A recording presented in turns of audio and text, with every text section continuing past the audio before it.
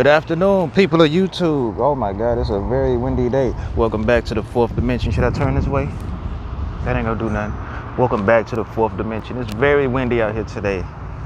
Oh boy, I can't even help it. There's nowhere else to go. It's a nice little quiet spot. Everybody at work.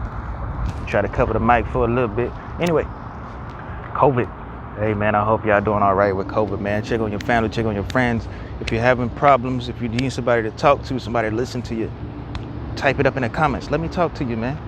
I respond to you.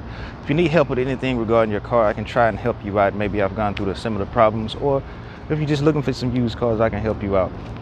Today, we have this 2014 Nissan Sentra, the base model, the basic of the basic of the base model. I'm talking blank switches and all that stuff. Anyway, it's not a bad car. This is the CVT option. It's not the manual. We're gonna hop right into this review. Welcome back to the fourth dimension. Thank you for tuning in. So, before we do the walk around, let's start things off with your key fob. This does have a cover on it, but it's usually black. Nissan logo on the back. The good thing about it is that it's not cut on the inside, it's cut on the outside. So, if you do need to make copies of your key, that'll be easier for you than going to the dealership and paying $200, however much they'll charge you for something so cheap, to be honest with you. We have an unlock button, lock button, trunk release, already opened the trunk, and we have the panic button. So, like I said, this is a bit easier to make a copy and to have it programmed yourself. Go to YouTube or something, have it programmed, or call your local locksmith. Get it programmed that way. It'll be way cheaper than a dealership. Let's do the walk around. Let me put the key back in my pocket real quick. So let's start at the front and work on the styling. So sadly, the hood cannot be open unless there's another person here. As you can see, some button dented it. But styling, look at these headlights. This is before the redesign. This is before the redesign and the redesign. It looks okay. You got some vents, some fake vents down here for whatever reason. Nice small little grill. Nissan logo way before the V-Motion grill came. Front is a compact car. It's nice and simple. What's under the hood though is a 1.8 liter 4-cylinder making 130 horsepower, 6,000 RPM, and 128 pound for the torque at 3,600 RPM. It is a CVT and it is front wheel drive. So if you guys want to have a little bit more driver feedback, you can go for the manual option. You can do a few upgrades, get a little bit more power. And if you do have a CVT option, make sure you change your fluid and add a transmission cooler. I've seen plenty of people have these things last over 100,000 miles, even though the CVT is one of the main complaints. It's not horrible.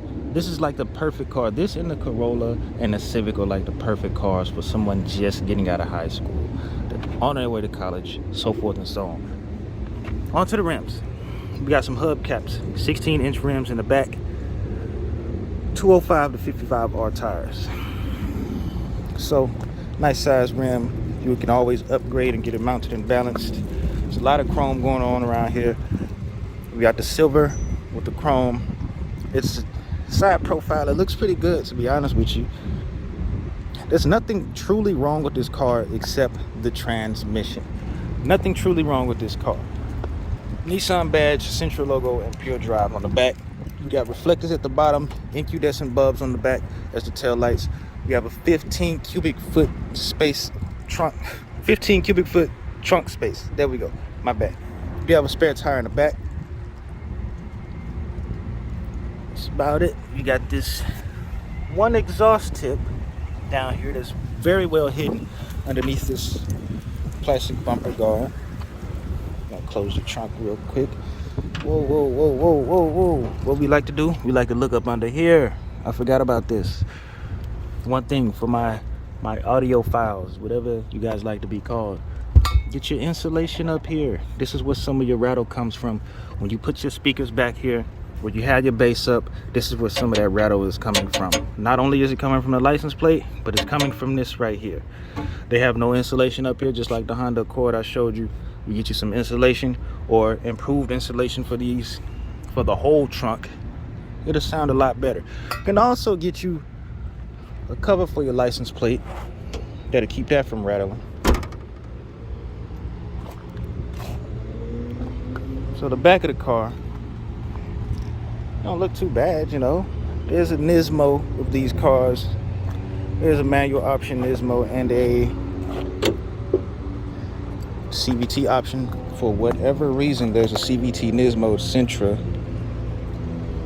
But this car with the CVT option is making 30 in the city, 39 on the highway.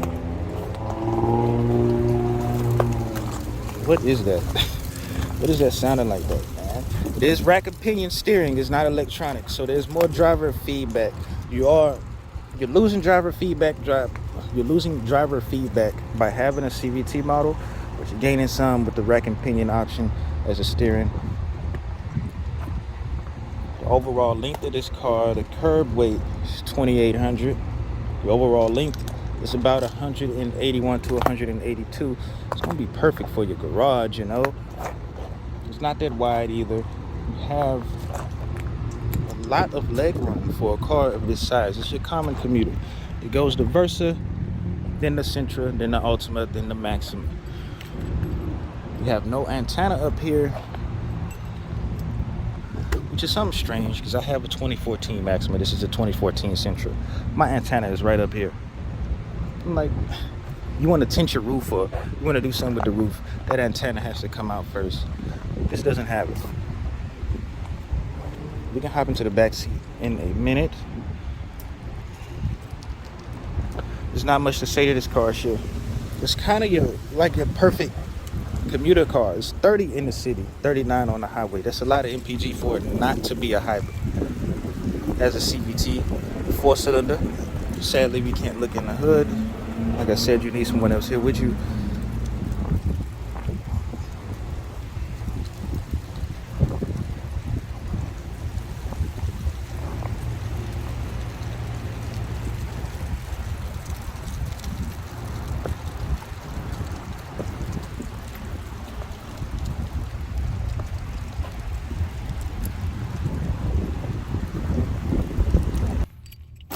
On to the back seat. Let's listen to that door.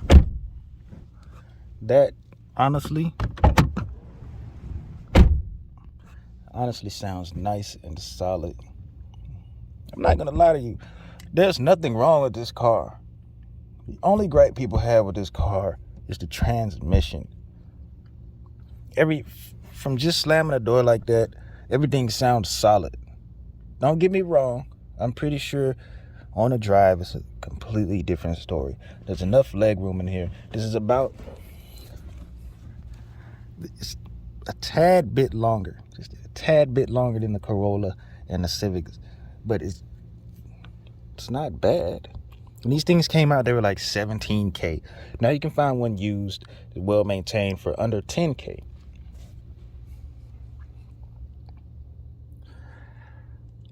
Interior space.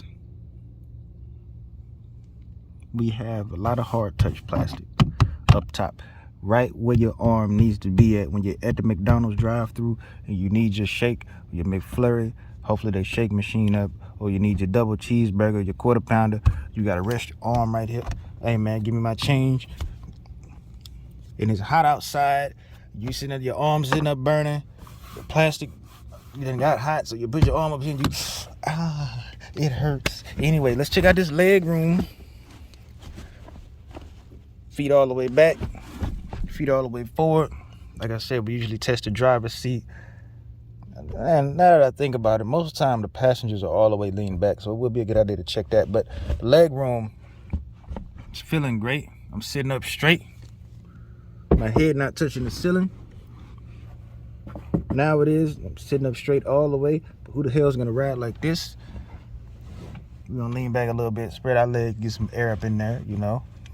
It feels good up in here. The headrests back here are not adjustable. You do have the 60-40 split for the seats.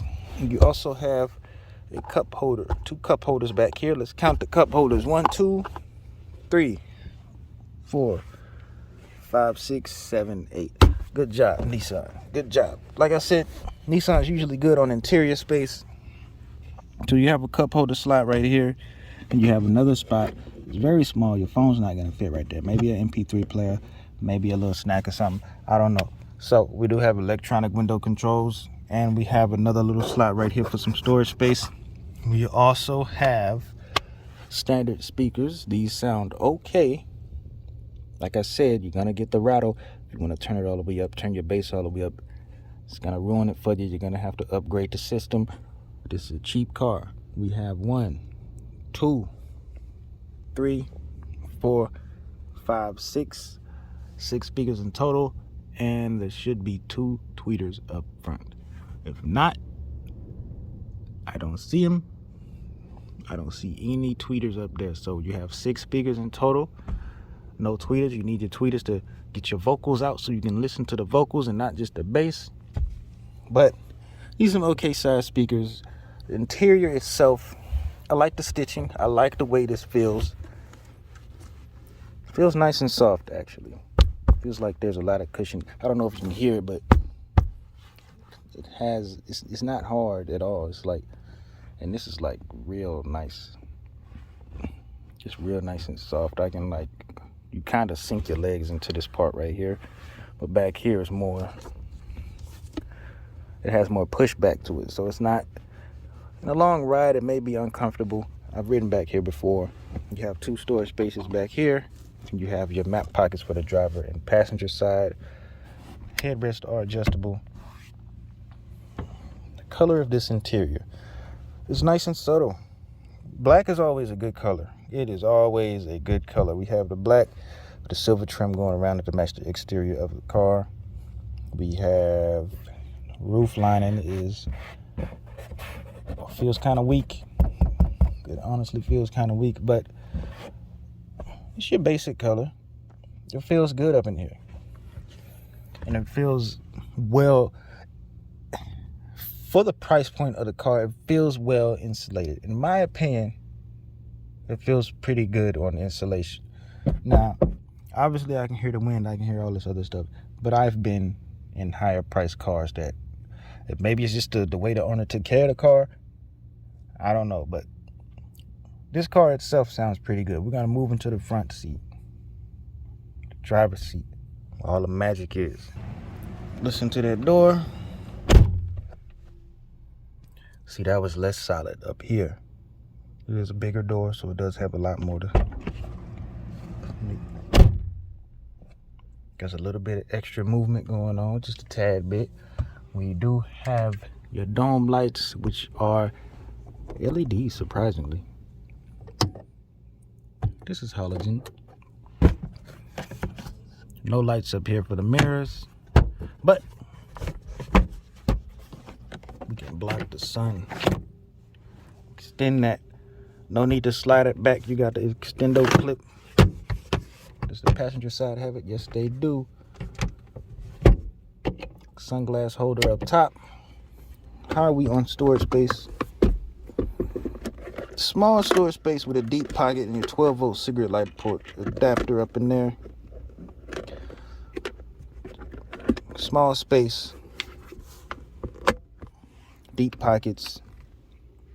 We have your emergency brake in the middle, cup holder part up here, and a cubby in the back. Another storage slot right here. Trunk release, gas tank release. Working with about a 13-gallon fuel tank. You have your hood release at the bottom, trunk release, mirror controls, and dashboard light dimmer. Eco mode, sport mode, and traction control. We have 160 on the dash. Obviously, this car is not going to do that, and if it does do it, it's probably going to take 2 hours. Change cubby, another cigarette light port adapter. We have your aux ports. Like I said, this is as basic as you can get in this car. They do offer packages for this car. They have the protection package and other types of packages that will improve these displays right here. 2-tier storage up in here. This is deep. Ooh, that's deep. Bottom part's deep. Top part is also deep. Good job, Nissan. Let me put that back. Leg room. Obviously, you can adjust the seat, but sadly, it's manual for the driver and passenger. They both have manual seat adjustments. What else do we have up in here? What interior design? Hard touch up front, soft touch on the dash, but it's not as soft as it should be. It's like a mix. You have plastic all around the front, everywhere. Plastic. Where's the key? Let me stick the key up in here so we can talk about the dash.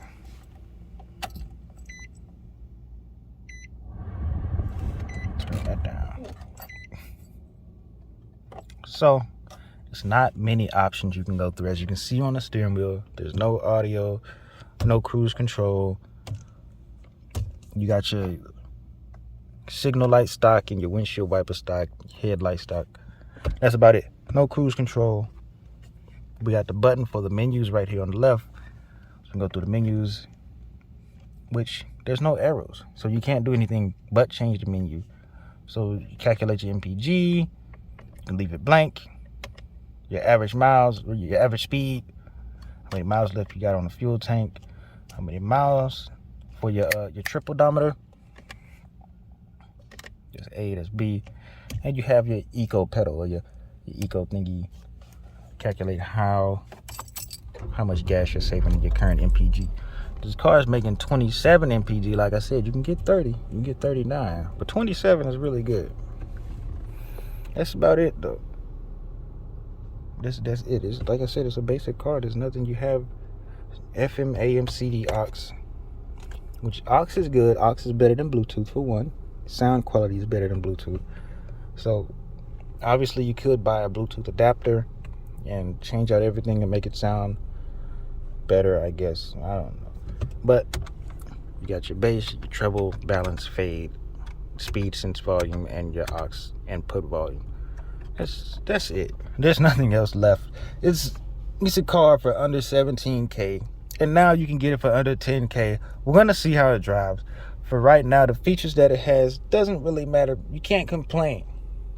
It's gonna get you from A to B and C, and you're probably gonna do it on one tank. So let's hop into this drive real quick, see how that goes. So on to the drive. There's nothing truly wrong with this car. There's a nice little horn. You can redline it, and it's a Nissan. Obviously you can redline it. Put it in drive. It does have the lowest gear option, just in case, you know, you don't need it going all the way. You fix this camera for a little bit. Fix this camera real quick. Let me see, is that better? You can't really tell. I guess it is. It's a little bit better. That's horrible for me though. Damn, hold on. Big ass screen in your face and shit. You can. I don't want it to be too low.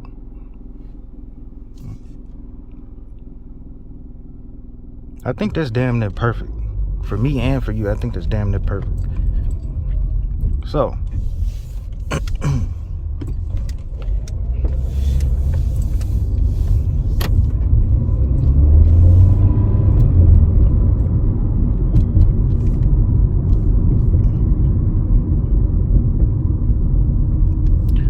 Let's see, which way can we go? Let's make it right, I guess.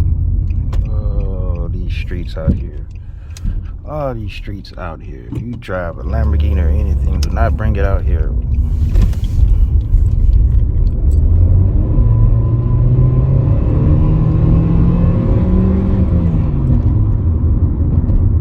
I hear a little whining.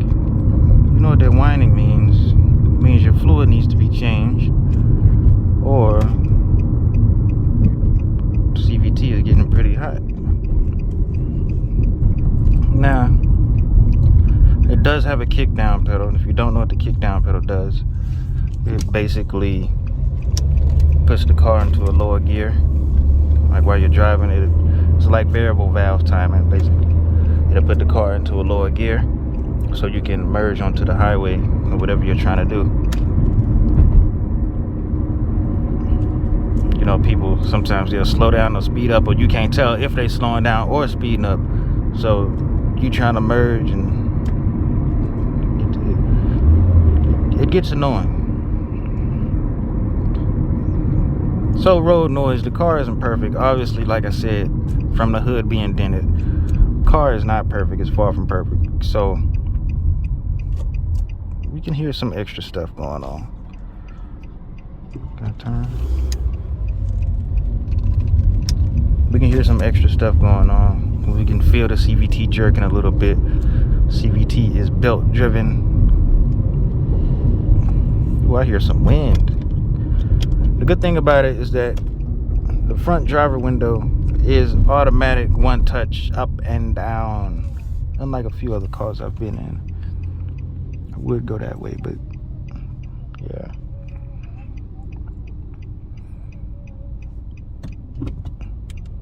Ooh, we have an overdrive option on the gear shift with the gear selector, so we can try that real quick.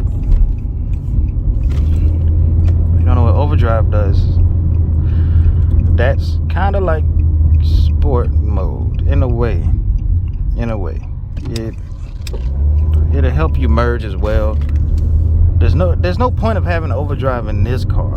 In the Altima I understand it, but in this car, no. Here are the RPMs hang.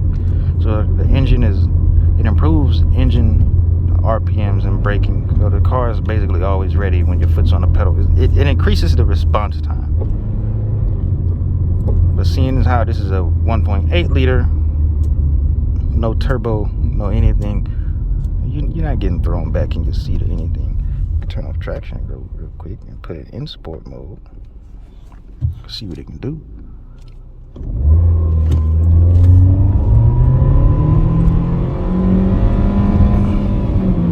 No wheel spin, no nothing.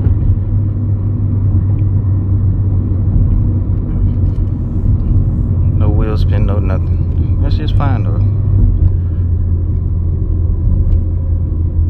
You gonna get out of the way? What's okay? Don't know why you did that. Whatever. Damn, bro, get over. Damn.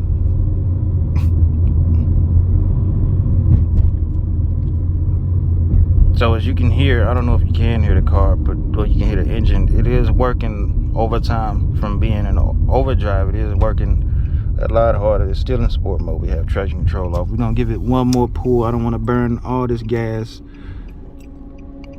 It's the perfect time to try it, actually.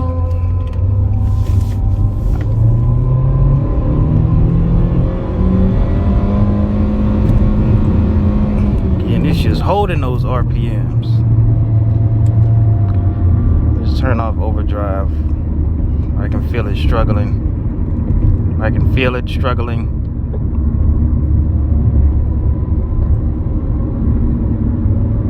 So we got the traction stuff out the way. We got the speed out the way. Let's put it in eco mode and see how comfortable it is. One thing about the AC, I never understood, why is Nissan's AC compressors or the AC in general so weak compared to like Toyota and other places, other cars. It gets cold, but when you get into a different car and you feel how cold it is in those cars, it is. Ooh, I remember this Camry I had, an old Camry. Camry had problems, but even when the car wasn't on and you just had it on accessories mode, that car used to get cold. So there's no sports tune suspension, there's no anything. The only sport option you're getting in the Sentra is the Nismo. And as much as I like Nismo and as much as I miss the SCR Spec V Sentras, the Nismo just does not cut it. It doesn't have the power, it doesn't have the suspension, it doesn't have the options. It has the looks. It has the looks a little bit, but it's not enough. Nissan, why would you make a Nismo Sentra? I understand they were trying to replace the SCR and the SCR Spec V. There's no replacement for that. Not no Nismo. Like you need something give you a little bit more power, you know? That Nissan Sentra ain't nothing. We not going over there because school letting out, and you can see all them cars over there. Look at that turning radius. So there's a lot of road noise. There is a lot of road noise. I'm gonna pull up in here. I'm gonna see if they say anything. Probably won't. Mega church. Good thing about this church though is that it's right there across the street from a college. It's really good. So the drive for this car isn't bad at all. I can feel is people always say Nissan is they like to make fast cars, they like to make sports cars. Yeah, they make strong engines and they have some weaker points. I can feel it in this car.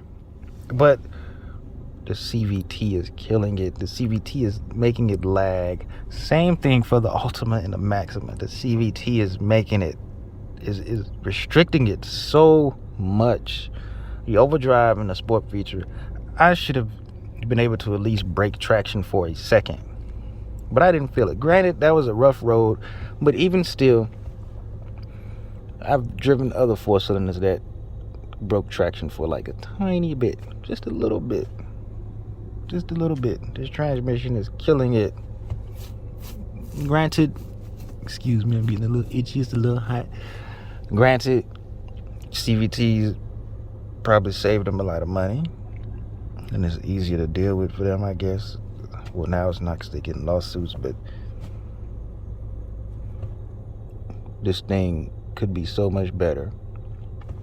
From a driver's point of view, this thing could be so much better. For someone that doesn't care about it, and they're probably going to upgrade later on anyway, get the car, keep it for a few years, and keep it as a project car. Put it to the side or whatever. Just your grocery gear, stuff like that. Your emergency car, that's fine. You want to give it to your son, your daughter, your grandson, whatever. That's fine and dandy. This is the perfect car for it. CVT is garbage. There are some good CVTs out there, but this one's garbage. It's slow. And it doesn't have the proper cooling for it. The car was whining on the first pull, and it's probably because the oil needs to be changed. That's fine. I understand that, but it should have at least broken traction.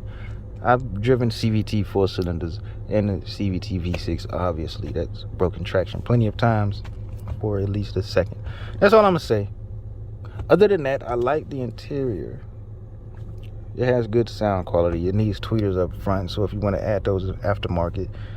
You don't have a backup camera, but for the price point, you can't complain. In the gas mileage, 30 in the city, dude, and this one's making 27, and it's a used car. It's been through some trouble. It's been through this and that. You know, it's still doing good. It's still running well.